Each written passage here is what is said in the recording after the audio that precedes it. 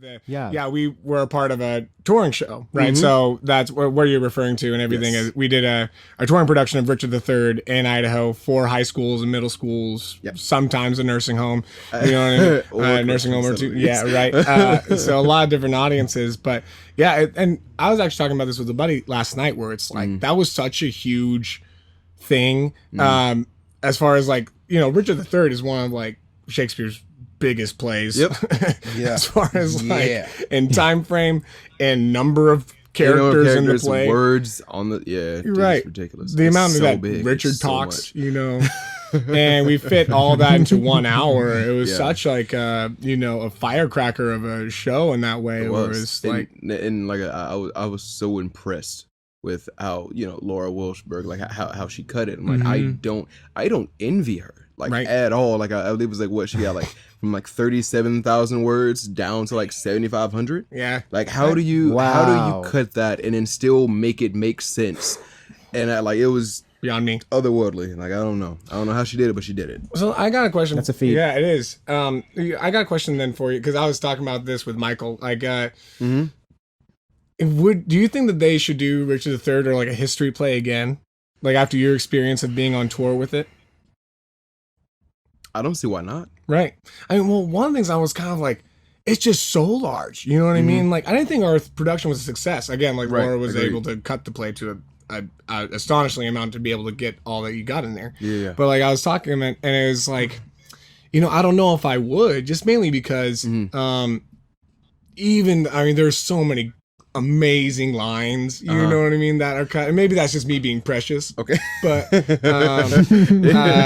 you know, there's just so many like great works even right before we went off with it that were like, all right, this is not gonna work. It's like legit last day of just like, okay, take this out, I'm gonna have to cut this. And we were still running late sometimes at the beginning. Like, oh wait, don't tell, you know, our company about that, but like, you know,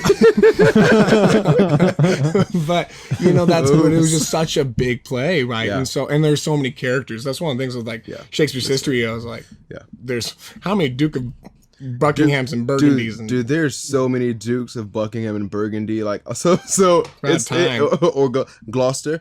No, funny enough, so since we're bringing up ISF, Outer Shakespeare Festival, here in the 5th, right? So of course one of the characters is Duke of Gloucester, and I was like, I'm Richard. Wait a minute, no, I'm not. That's a different. Right. I was like, totally different person. Oh, great. I'm so excited. Oh, my God. I was like, all right, I got to get my hand ready, you know? And then it's like, legit. Oh, wait, no.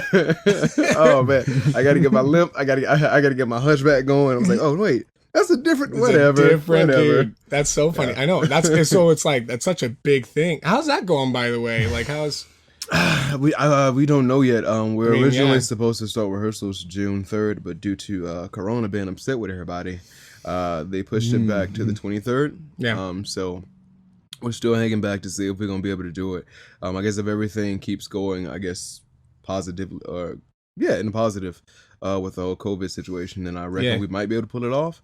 I hope so. But then of course the company has to consider, you know, seating, you know what I'm saying? Because I'm sure like even then there's still going to be certain guidelines of how many people can be in one space and then next to each other. So, to my knowledge, we're still hanging out right now trying to figure out what's going to happen. Yeah. It's a big thing, man. Corona strikes again. I can't imagine being like an artistic director of a theater like that, where it's like you in like on Broadway or wherever, you know, and like having to manage your season, where it's like you already had to cut 2 shows in this season. Yeah.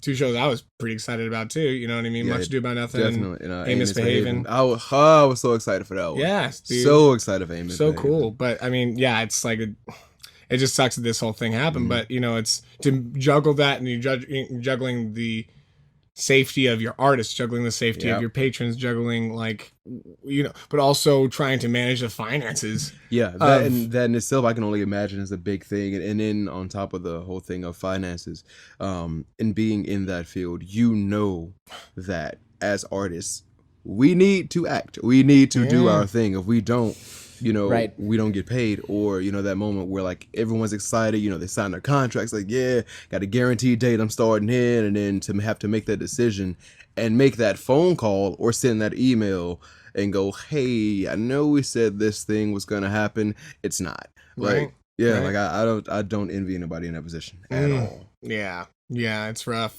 It's a rough time. But, you know, I'm hoping, though, that you guys are able to go up with that. That'd be cool. It sounds like a really cool production. And how many people in the cast? Like, what, do you know about don't make me lie to you. I don't remember right now. Right. Don't make me lie to you. It's like a kind of shorter one, but it's a lot. It's a lot. Oh, okay, cool. It's a lot. Cool. It's a fair amount. All right. Nice. Very cool. Yeah.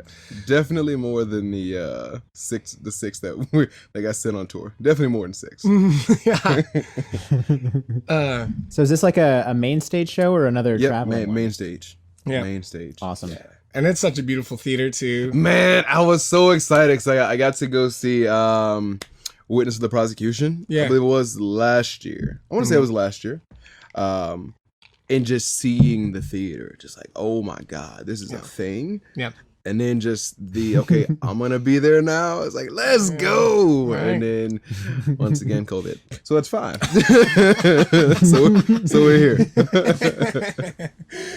So it's okay. It's fine. I'm just going to bury my feelings. Exactly. As I was trained. I'll use it again when I want to be on stage.